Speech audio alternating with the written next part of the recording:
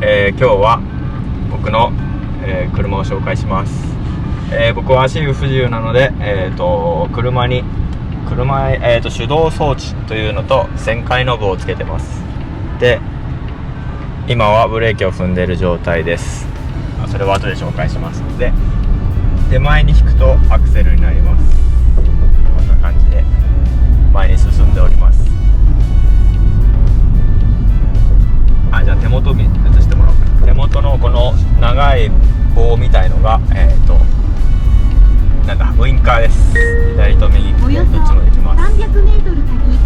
こんな感じでやるとウインカーで左に曲がります。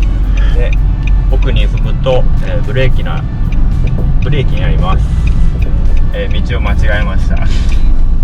やべえ、まあいいや。大丈夫か。で、このグリップを掴んで、回すと片手でも回せます。こんな感じで結構楽だと思います。で、こうやって奥に踏むことによってブレーキが、作動します。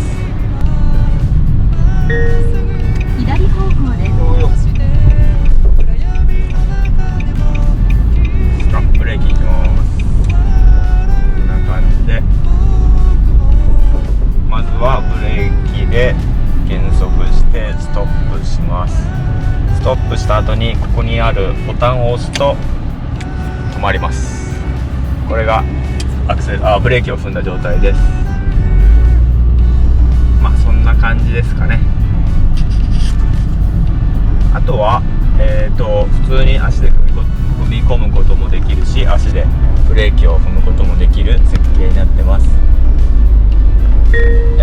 この車椅子じゃないや、この装置は、昔の社名でいうと日清さんって言うんだけど、今なんだっけ、三国ライフ&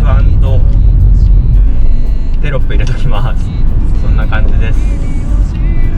ということで、これから東京に戻りたいと思います。ご視聴ありがとうございました。君は輝く、どうして息も苦しいのに君は